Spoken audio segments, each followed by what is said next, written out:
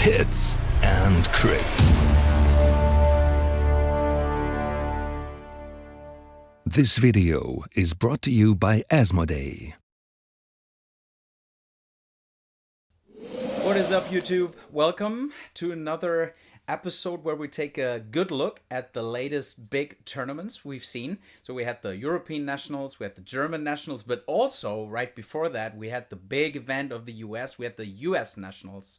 And today we have Evan again on the stream right here with us, who actually organized the whole event. So Evan, great to have you on the show today. Yeah, thanks. I don't want to take all the credit. I was the TO, but I was helping, which is to say I was the local guy and I was working with Cool Mini or Not, and they are operating exclusively out of Singapore now for organized play in the US. So I was communicating with Brick and Brick's boss. And yeah, it all went pretty well. So I'm excited to talk about it. Cool. So that leads me to my first question. You said it's exclusively like done out of Singapore. So how was communication? How came that whole thing along? And I heard like you were basically like employed by Simon, so to say, like to do the to basically be the TO for the tournament. So maybe you can give us some information about this, because I'm asking this because that was from what I know totally different in Europe. And it might be totally different in Singapore also. Like, so how did that all came along for you? Yeah. So when talking about US Nats originally, you know, we're in the ramp up to it a few months beforehand. This was right around the time that the most recent patch dropped. The topic came up of like, well, who's running it this year? Brett Lamfer ran last year. And he was working for Cool Mini in that capacity. He was paid to be the head judge and TO. But for that event, because it was Cool Mini or Not Expo, they had a whole bunch of actual, you know, salaried Cool Mini staff on hand. Brick came into town, although that was, I don't think, in the official capacity of his work. He just wanted to be there for Simon Expo. Yeah. We had a bunch of the designers on hand from other games. Yeah. Yeah. And so this year, in talking with Brick, it was clear that he wanted someone local to be able to really help smooth that process. And my feeling on it too, and the reason that I volunteered is I feel like if people are traveling to my state, they should get to play. That's generally my framing on it. Obviously, some people want to come and hang out and all that stuff. That's fine too. But I feel bad when a renowned player is showing up from another state to not play, and I'm like, I can solve that problem. So I volunteered, and yeah, I was paid for the event. It was just a contract flat rate type thing. I did some stuff in the lead up, going over there a few times, communicating things. Communication with Singapore was pretty good. Obviously, there's a big time difference, and most stuff was done via email. We had a couple calls, and overall, I was pretty happy with the whole thing. Brick has really done a lot of work to try and make organized play a thing. Yeah. And now that it's in Singapore's hands, I actually feel like that may be the case going forward. Yeah. Yeah, we also had this interview with him at the European Nationals. You might have seen it. So I can definitely double down on this one, that he does so much for the organized play, for the realms of battle, also for the communication about on the Facebook page and all that kind of stuff. So I really appreciate what Simon is doing in terms of communicating and doing marketing for the game. This is something we are probably not used to, really. I mean, when we look back years, everyone was complaining about the communication, marketing, and basically the PR for this game. And this, in my point of view at least, that totally changed, which is great, right? I mean, yeah, that's good. So let's dive into like your overall impression of the event, the venue. You had 83 players there. Maybe we can check some stats later about factions, but more in the or as a starting point. Let's talk about did players come all across the country, or like it was the biggest song event out of the US? So maybe you can share like your it's our most favorite biggest in the US to date by a substantial margin. Last year's US Nats, we had 59 players at beginning of round one. This year it was 83, so that's a good growth. Event was overall smashing success in that regard. My biggest disappointment in attendance was that more local players didn't show up, honestly. Some people were busy with other plans or were out of town and things like that. And it's like, if all my locals had shown up, we would have had another 10 players. So next year, right? Next year. But 83 players, which was a pretty good showing. We had large contingents from all over the country. We had a large group come from the DC area, who I wasn't like familiar with any of them online. I was like, I don't know your group. I know groups in Texas and Kansas City and stuff like that, and I had never heard of this group out in DC, but they were there in force. The eventual winner of the tournament hailed from the Louisiana area, so the southeast, and we had people from we had people from all corners. Last year we had a group of people come from Alaska. I think my understanding is that all of those people are no longer living in Alaska, so we didn't have anyone from Alaska, and we didn't have anyone from Hawaii, so we didn't have our farthest reaches. Wasn't the guy with the Greyjoy diorama, wasn't he from Alaska? Because he also went to the European Realms of Battle. I might be wrong. Maybe he is still in Alaska. But yeah, okay. So just saying, because that was my understanding. Because we also talked at the European Realms of Battle, and he told me he was from Alaska. So then all that's needed is Hawaii. We just need some Hawaiian song players.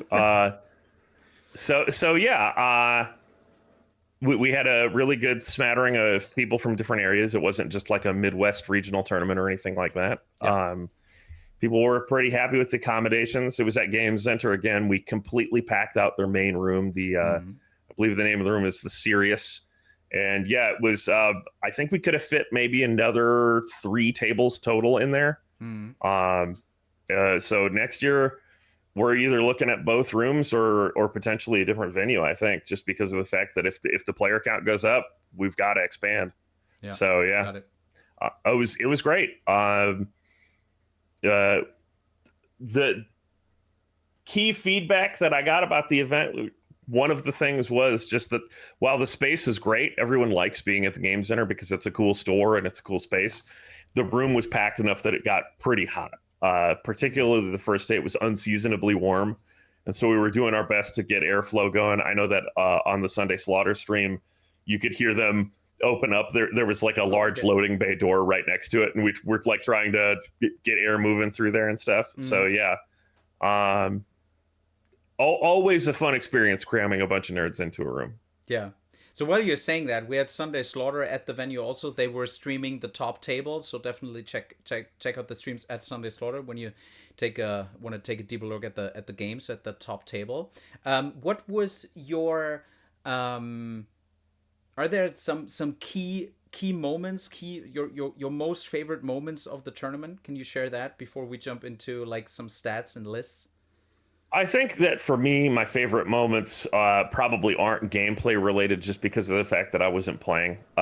We did a player dinner at the end of the first day. I booked a food truck for the event, and it was great. A lot of players were able to stand around and eat delicious barbecue and stuff, and that was really fun. Cool. That was my first real opportunity to meet a bunch of the players that had come from different scenes. It was also a really nice thing to be able to do dinner at the venue. Last year, I had set up the player dinner, and it was at a local brewery. And while it was good, getting the logistics organized of getting everyone from the venue to another place was a big drag. So that's why this year I was like, I'm going to just get a food truck. They're going to show up. They're going to serve good food. Everyone's going to have a good time. Getting the opportunity to meet a bunch of players that I'd never, as far as I knew, talked with before was by far my biggest highlight. And that was, to be clear, that was true for most people, I think. Yeah. So in the immediate aftermath of US Nats, I had Simon send out a poll to try and figure out what worked, what didn't. And by far, people's favorite part about the event wasn't actually playing the game, it was meeting new people. That was like the resounding, which of these things is the most important, which of these things was the best to you. That was the thing that outshined everything else. So I think that when I say my highlight was meeting all these new people and connecting on this thing we all have in common, that seems to be the consensus. Yeah, I can definitely relate on this one. It was the same for Realms of Battle, because it was the first time for us going out to Poland and meet, like, we have quite a few players on the Hits and Crits Discord and in the wider community of Hits and Crits being from Poland and being from wider Europe area. So definitely meeting people there, having a drink and just chat. Same for our own tournament, the War of the North. In the northern part of Germany, the main or the biggest thing that everyone appreciated was we had food at the venue, so lunch, and we booked a dinner not far away from the venue. So as you said, the convenience of just grabbing a beer, grab some food, be together, socialize is the main aspect of these bigger events. I can totally relate, and this is something we get also back from the community as a feedback. So yeah, totally good to see that being the same in the US. Yeah, so we see Brad over there. So Brad obviously became second with his Starks. So was he happy with the Brotherhood?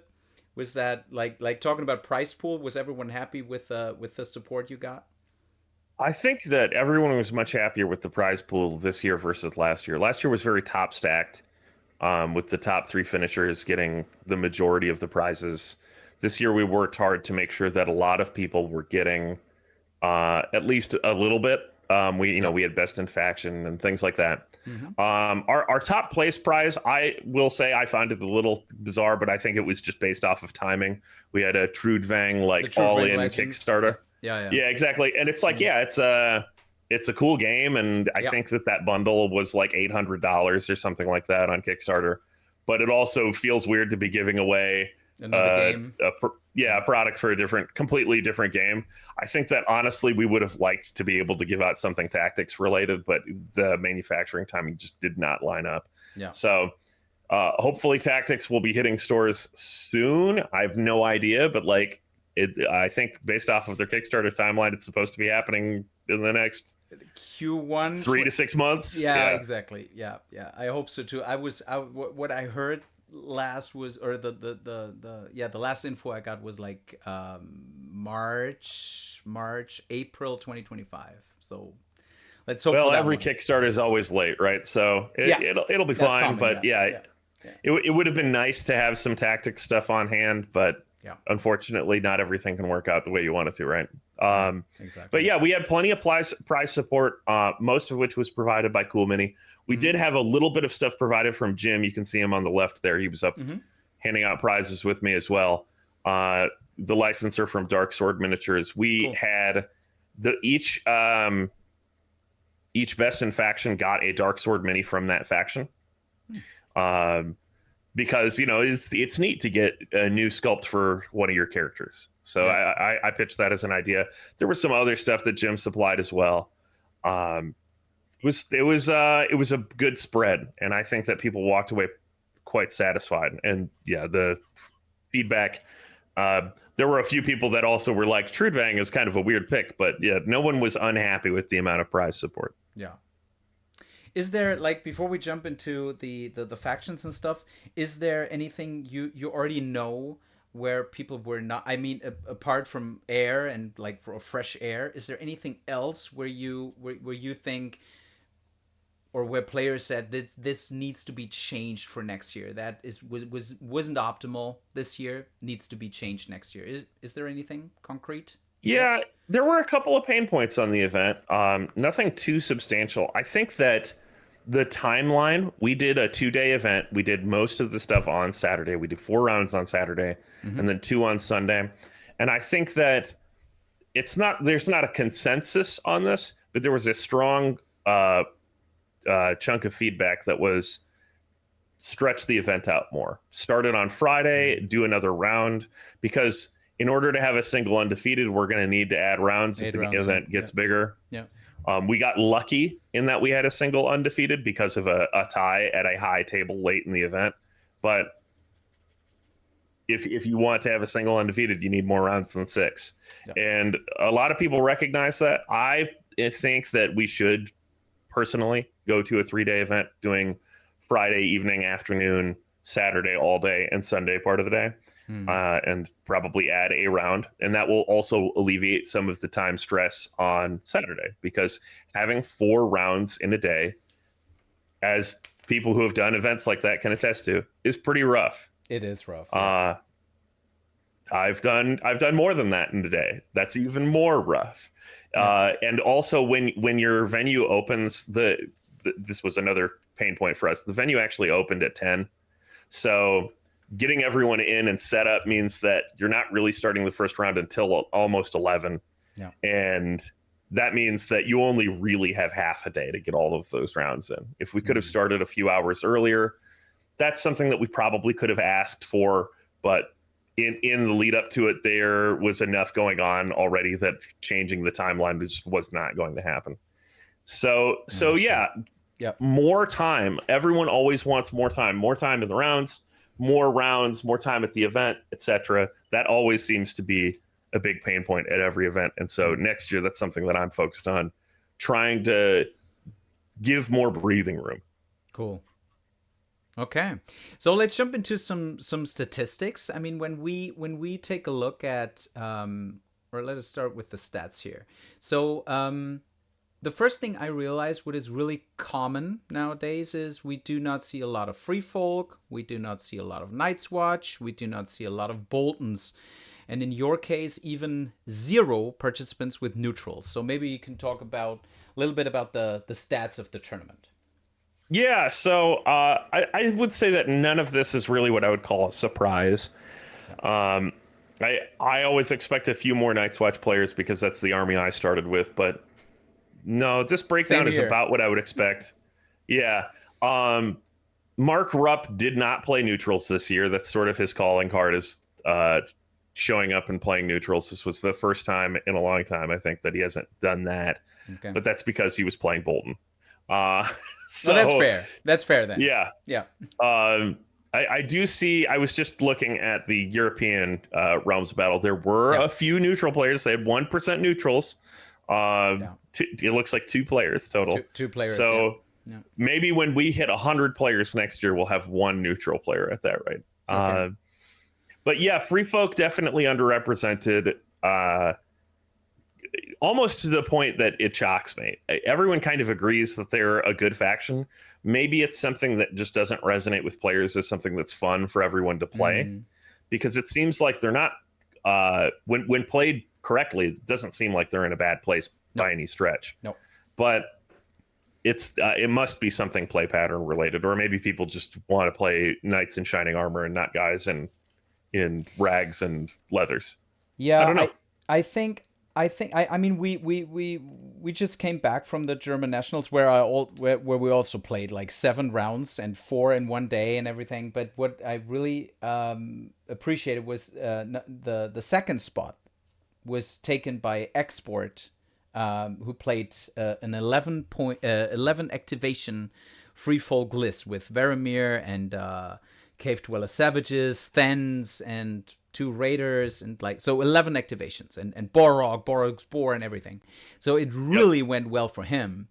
And I think when the changes, like when we get the patches, right? So we get patch, we get the season 5, and I'm like, the more I do that, like I started doing content when season 3 hit, and what I realized across the community is there are some big shouts from the community, like, Hidden Traps is nerfed, it doesn't work anymore, or like, right? Styre is broken now, right? And these hard sayings are out there in the community, but they become so present, so omnipresent in the discussions, that makes people leaving factions. Same like when you talk to Nachtal Thomas, right, about Night's Watch, he is saying they are obviously not as good as before, which is a good thing, but they are still playable, but totally different now. Now you have to focus on, Stone Thrower is definitely a thing. It's not a cool thing to do, but is a thing competitive wise. But you have to focus on totally different thing, like the full cav, like the long range stuff.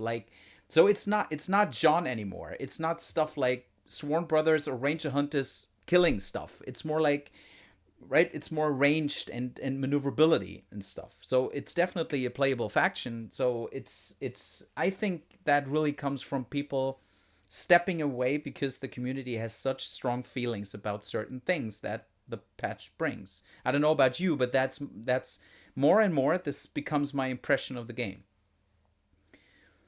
Yeah, I would agree with that. I think that's been true for the entire time that I've been playing. People build up their boogeymen, positive and negative. Yeah. You know, everyone's very hyperbolic about this stuff. I often make fun of it. Up until recently, my screen name on every song-related Discord has been something OP.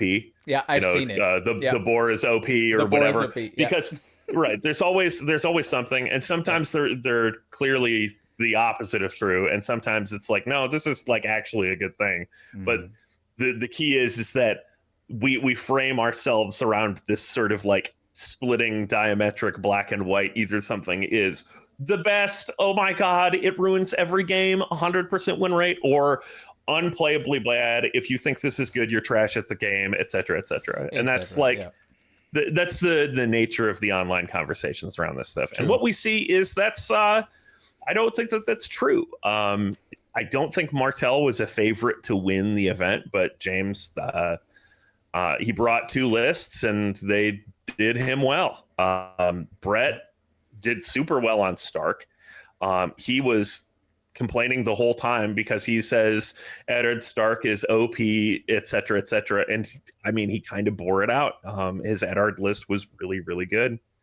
We had a few interesting, what I would call uncommon lists that ended up pretty high, and that's, you know, cool. I'm sad that Targaryen didn't take the top spot or the top table in the final round again. Yeah. But you know, it is what it is. As we go through these lists, it's like I would call Brett's list uncommon. You know, a 3-wolf list is not something that you see a lot of. Yeah, that's something he really likes. Like back in the day, we played like and like one of the first things Brett told me when I.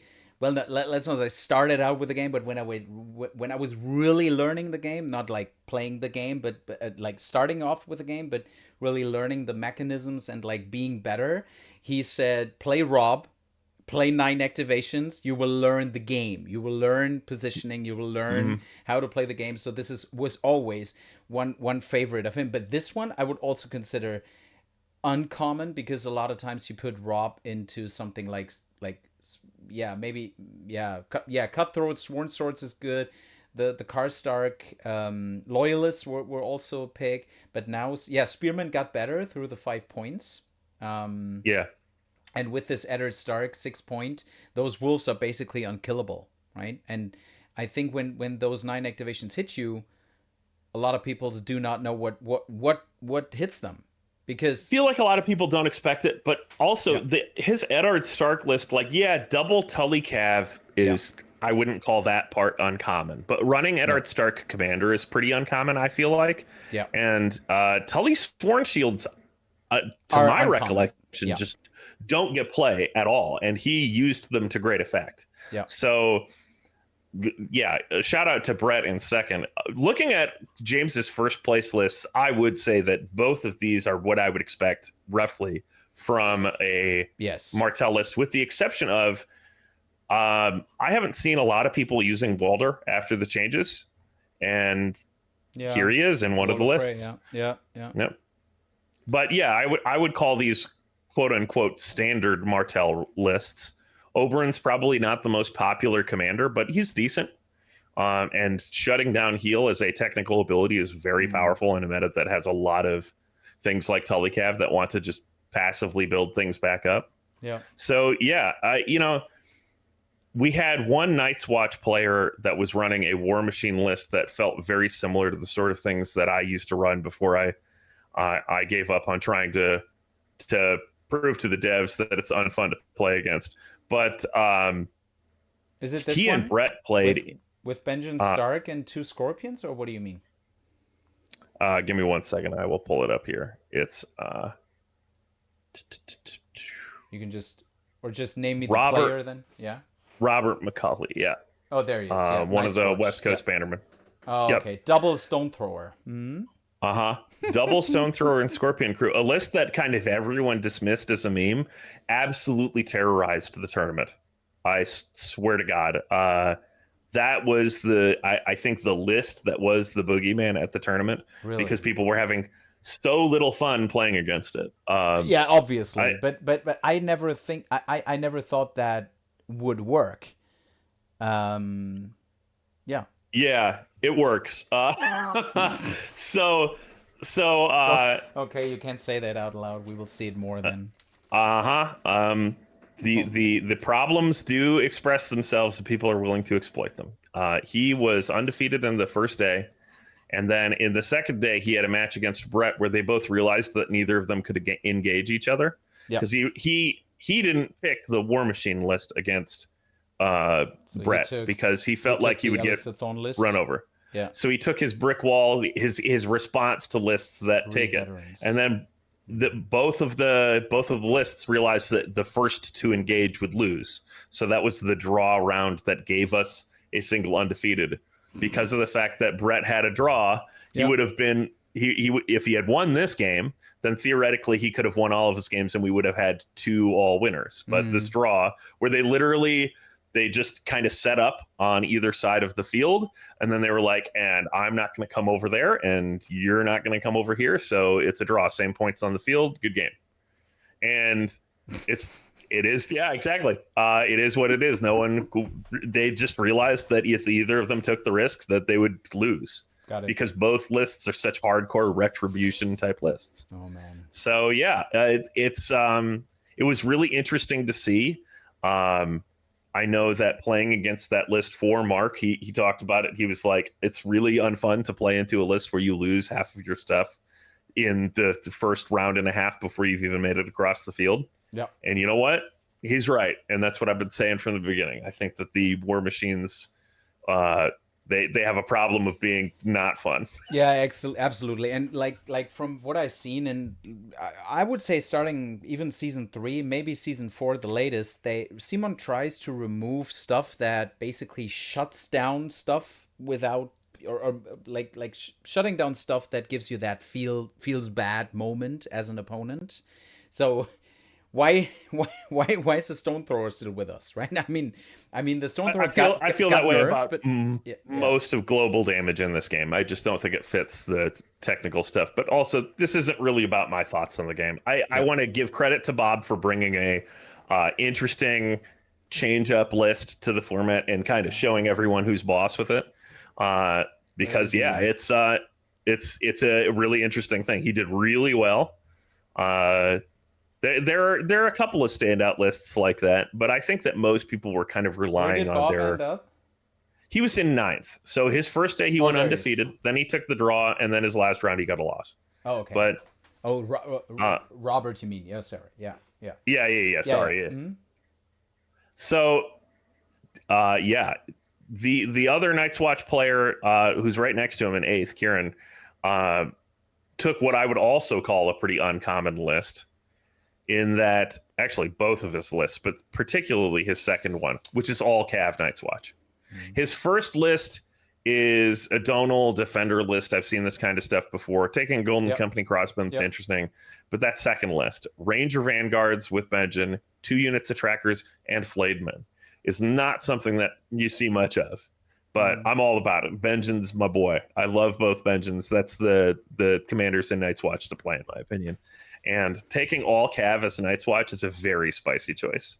Yeah, you can see it down at the screen. Is Lord below Othel? There is Lord Varys, but actually that is a difference. I think between US and Europe, because the full Cav Night's Watch list is a thing that ghosted around quite a lot in Europe. Really?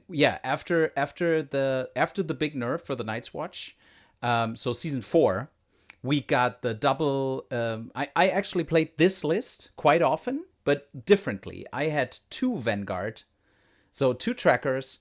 Then I do remember a brief period where it was just double Vanguard, double trackers was kind of the thing for a bit. Yeah, and one glory seeker, for example, or a watch marshal, something like that. Yeah.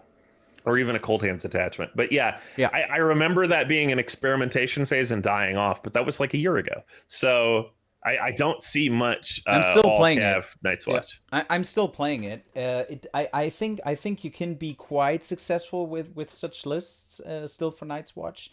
The thing that surprised me at the German Nationals was the list with Benjamin Stark infantry commander in Bolton Bastard Girls. Then Ranger Hunters with the Hardened Ranger. Then a unit of Trackers and a unit of Vanguard.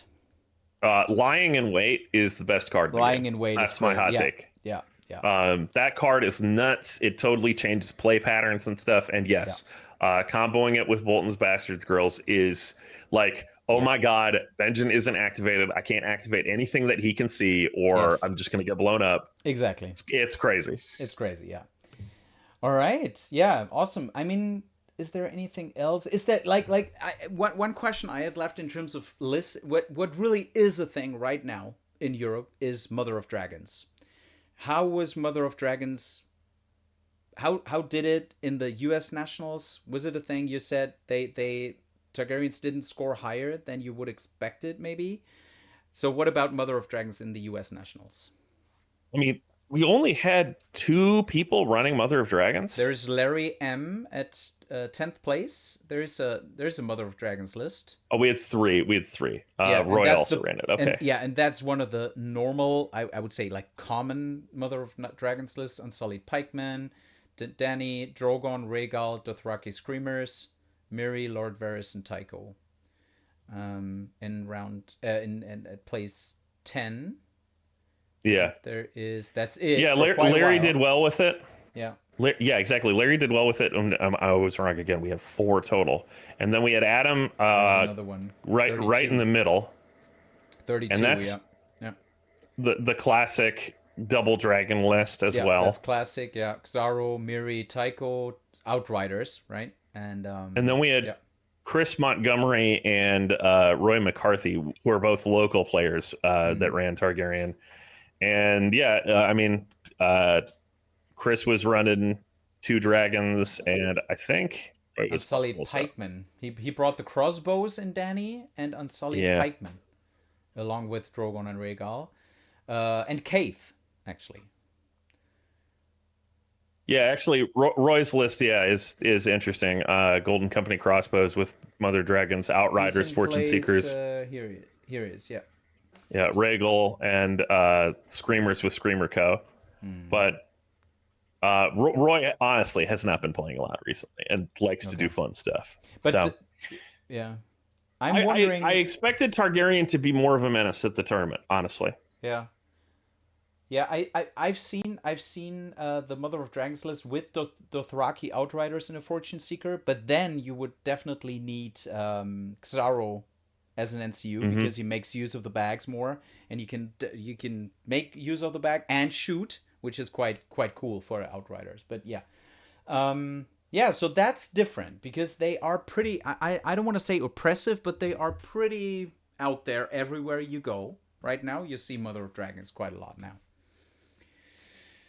In Germany, at least, and also at the European Realms of Battle.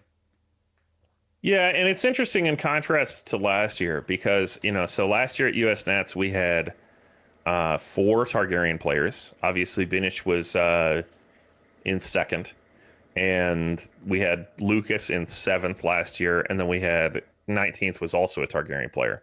They all finished in the top half of the event.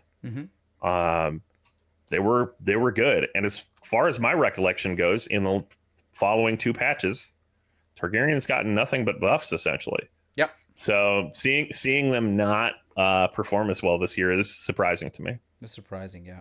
Yeah. True.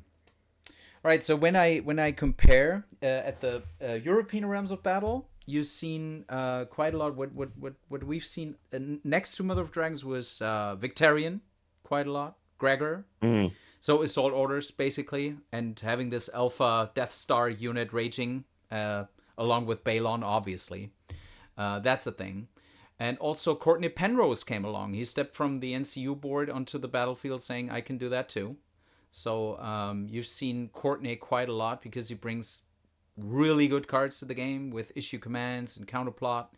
And also surprise strategy, right? And getting the cards out that you need. So Final Strike, for example. Sustained Assault. For a long time been my favorite Baratheon commander. Yeah. Because he's so versatile. He does right? things. Yeah, he does things. Yeah, and exactly. And especially like back in the day when he could have, when he was able to shoot off the crown. Also, that was a thing. He took that. They took that away, which is a good thing. In like from a top view of the game is a good thing. But still, he's also quite out there right now in Europe. Yeah. All right. So that basically ends let's say the deep dive on the stats and the lists and the meta comparing. So when you do this event next year, what would you do different? What would be your biggest vision on having, except maybe growth? Because you already said that you want to hit 100 or plus players. What is your vision on the U.S. Nationals for 2025? I mean, if we can keep the growth strong, that's great. Like I was saying before, I would like to see the event expand time-wise a little bit, just so we can not feel so compressed and get all the games in we need to get in. The other thing I should mention is, I was asking about alternate formats and stuff. Bricks run events in Asia where there's a small competitive tournament, and then there's a team tournament that's happening as well, or whatever, for the casual players. Now, while I like ideas like that and stuff, I floated that, what should the format look like next year? And people want the big tournament. They like the big tournament, even if to be clear, people rated I want to win. I want to show that I'm the best at the game as far as things that are important to them. They rated that very lowly, but people overwhelmingly still want the single big dance tournament. Everyone's in it. I'm fine with that. It's what I expected, but I figured I'd put that out there so that way next year when I say we're doing 8 rounds or something like that, then I have something to point at and say, look, this is what the people want. You wanted it. Yeah. And so will that happen next year? Maybe. Who knows? Depends on time constraints, venue, pricing, all that stuff. I've talked a little bit with Brick about it, but he's focused on the, all of the Europe stuff getting done and all of the Asia stuff getting done. Yeah. We're still kind of in wrap up for this year, but we've talked about it a little bit. If we can make the event bigger, I think that we will, just on the basis of, I think we're going to get more players. Like I said, there's local players that weren't able to make it this year. And if we get all those, that's another 10. Yep. And I'm sure that there are players from other scenes that based off of timelines and stuff couldn't make it. And as long as we nail down those dates early, which I definitely would like to do, and as long as we can secure a venue for it, I want to see an event that's 8 rounds, 120 players. I want the whole thing. Cool. The other thing that I want to do is next year, I really want things to be able to run on time without it being like me having to crack the whip. And the only way that happens is by putting more time for things to go wrong in between. Yeah.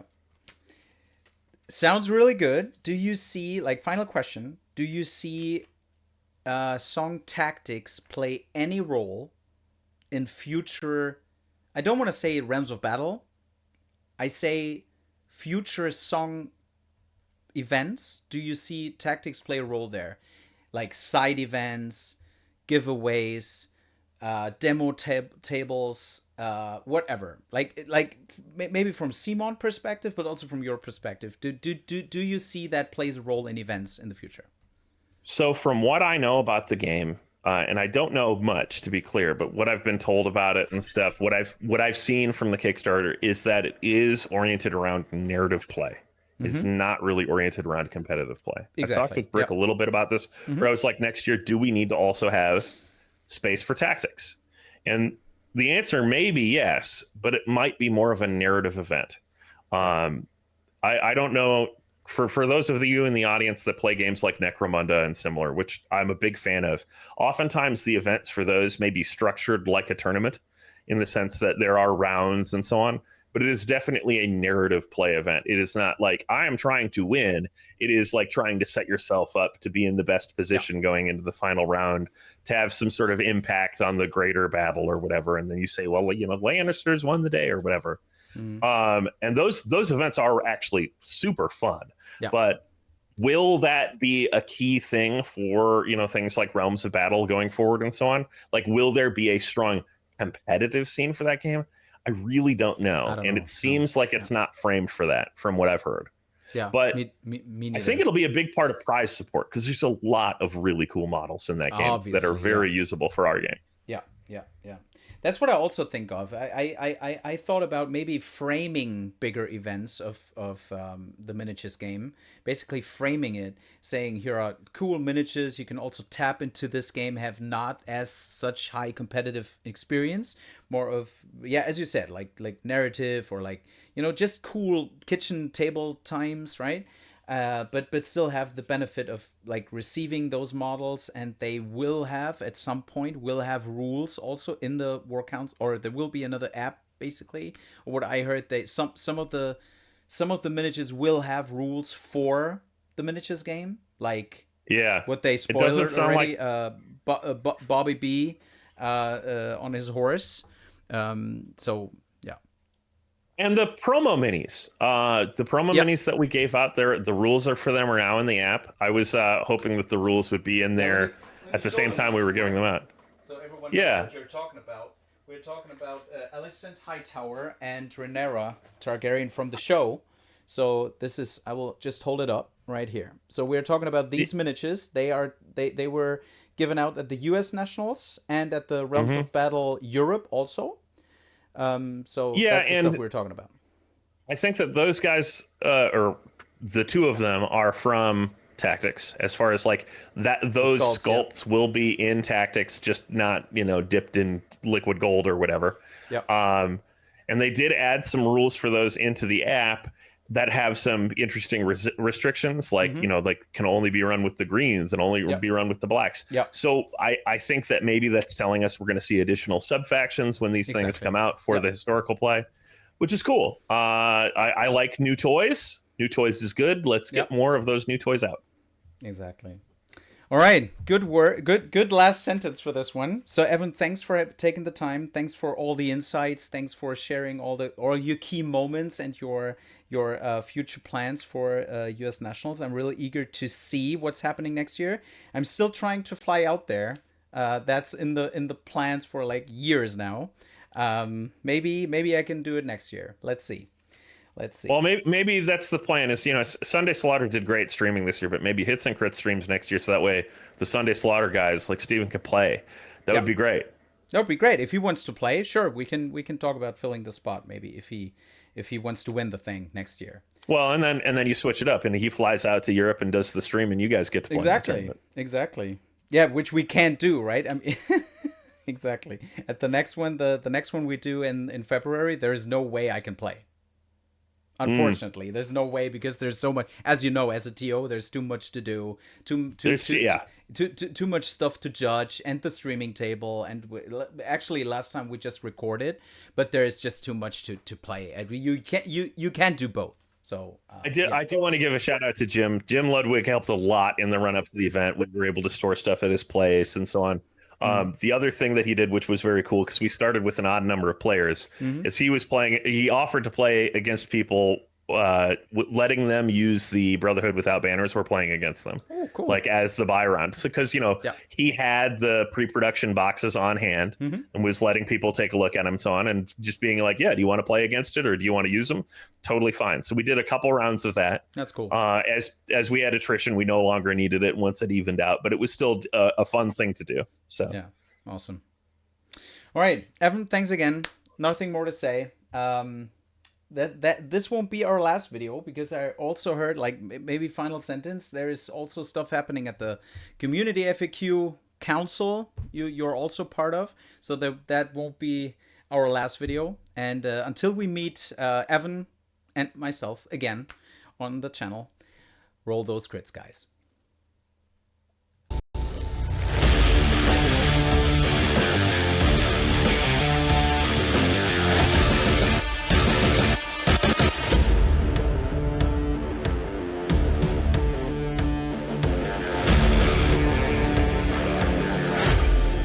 Come for the hits and stay for the crits.